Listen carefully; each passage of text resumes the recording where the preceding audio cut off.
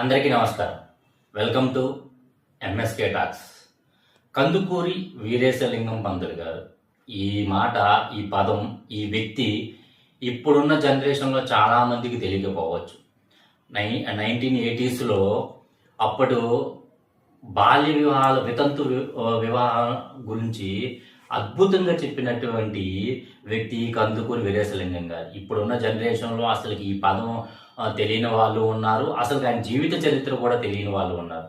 ఆయన 1848 ఏప్రిల్ 16న తూర్పుగోదావరి జిల్లా రాజమహేంద్రవరం, అంటే ఇప్పుడు రాజమండ్రిగా పిలువబడే అప్పటి రాజమహేంద్రవరంలో జన్మించారు.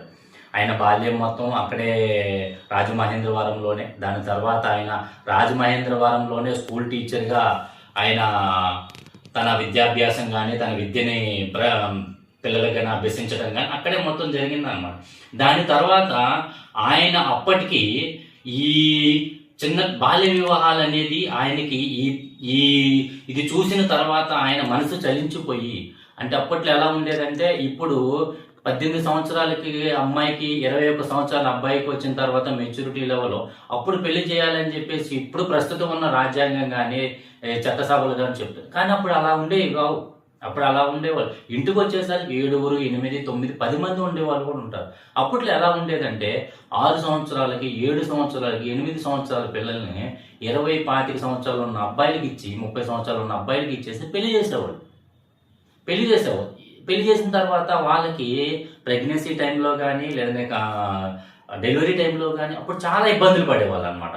సో ఇవన్నీ చూసి కందుకూరి వీరేశలింగం గారు, ఇది కాదు, ఈ మూఢనమ్మకాలు ఇంకా విడిపోవాలి, ఇంకా ఇవి ఇలా ఉండకూడదని వాళ్ళకి చాలా అవగాహన తీసుకొచ్చి వాళ్ళ చైతన్యవంతులుగా తీర్చిదిద్దాలనే ఉద్దేశంతో వితంతు వివాహం అని చెప్పేసి పెట్టేసి వాళ్ళందరినీ ఎడ్యుకేట్ చేసుకుంటూ సరైన వయసు రావాలి, బాల్య వివాహాలు చేయకూడదు, బాల్య వివాహాలు చేసుకోవడం వల్ల వచ్చే సమస్యలు వారికి ప్రత్యేకంగా వివరిస్తూ, అట్లాగే భారతదేశం మొత్తం తిరుగుతూ వాటి వల్ల వచ్చే ఎఫెక్ట్ గురించి మొత్తం వివరించడం జరిగింది.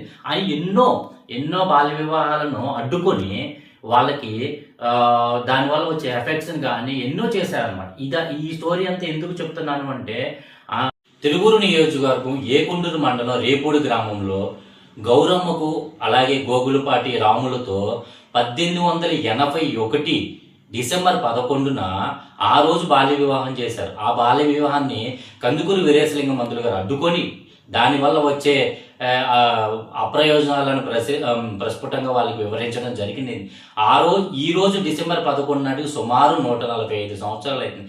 ఈ 145 సంవత్సరాలు దాటిన తర్వాత ఈ కలికాలంలో కూడా ఇంకా బాల్య వివాహాలు అనేవి జరుగుతూ ఉన్నాయి. దయచేసి ఈ బాల్య వివాహాల వ్యవస్థను అనేది అంతం చేసి ఇకనైనా మెచ్యూరిటీగా మనకి ఏదైతే గవర్నమెంట్ చెప్పిందో 18 నుంచి 20 సంవత్సరాలు దానిని పాటిస్తారని మనస్ఫూర్తిగా కోరుకుంటూ జై హింద్, జై భారత్.